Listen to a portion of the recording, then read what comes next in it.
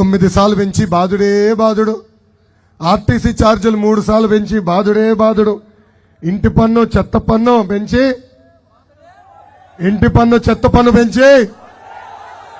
Petrol diesel gas ధర పెంచి రేపో మాపో వాలంటీర్ వాసు వస్తాడు, ఇలాంటి గొట్టం తీసుకొచ్చి ఉఫ్ అని ఊదమంటాడు.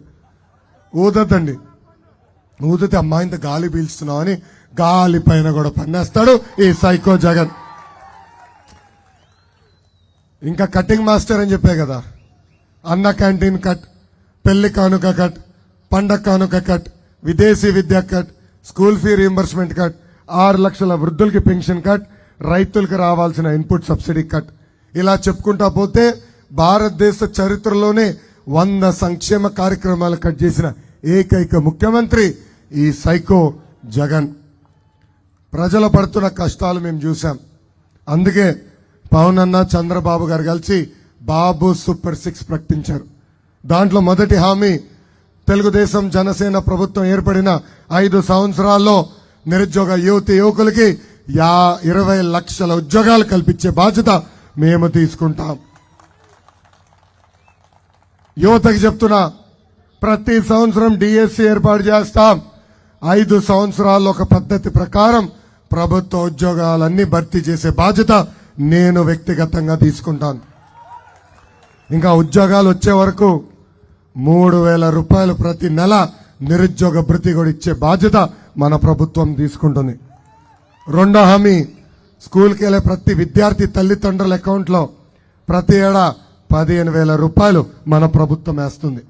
అంటే ఒకరుంటే 15,000, ఇద్దరుంటే 30,000, ముగ్గురుంటే ఎంత బా 45,000 రూపాయలు మన ప్రభుత్వం ఇస్తుంది.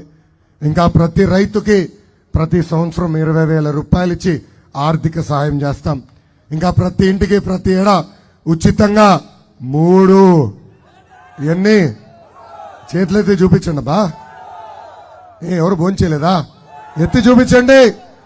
ఉచితంగా 3 గ్యాస్ సిలిండర్లు ఇచ్చే బాధ్యత మన ప్రభుత్వం తీసుకుంటుంది. ఇంకా 18 నుంచి 59 సంవత్సరాల వయసు కలిగిన మహిళలకి ప్రతి నెల 1,500 రూపాయలు మన ప్రభుత్వం ఇస్తుంది.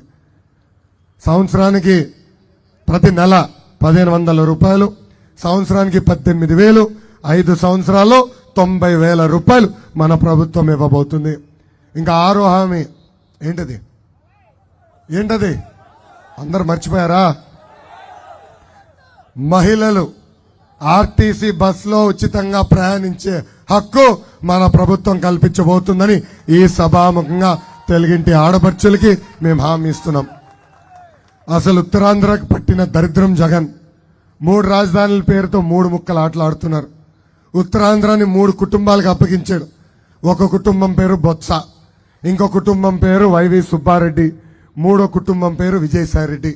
వీళ్ళు ముగ్గురు పందికొక్కుల్లాగా ఈరోజు ఉత్తరాంధ్రమైన పడి మన వేధిస్తున్నారు.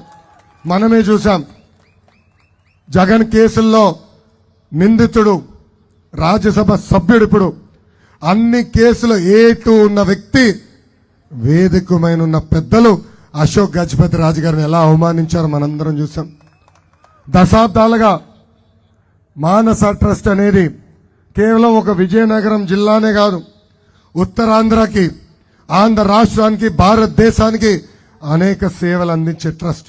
భారతదేశంలోనే ఒక అద్భుతమైన ట్రస్ట్ మానస ట్రస్ట్. ఆ ట్రస్ట్ ని ప్రయత్నించిన వ్యక్తి ఆ పిల్లిగడ్డం విజయసాయిరెడ్డి. ఆ విజయసాయిరెడ్డికి సభాముఖంగా హెచ్చరిక జారీ చేస్తున్నా, 2 నెలల్లో నీ టైం అయిపోయింది. మీరు చేసిన దానికి రెట్టింపు చేసి ఎందుకురా అశోక్ గజపతిరాజు జోలికి వెళ్ళాను ఫీలింగ్ తీసుకొచ్చే బాధ్యత నేను వ్యక్తిగతంగా తీసుకుంటాను. ఇంకా విజయనగరం జిల్లాకి ఈ జగన్ పాదయాత్రలో 50 హామీలు ఇచ్చారు.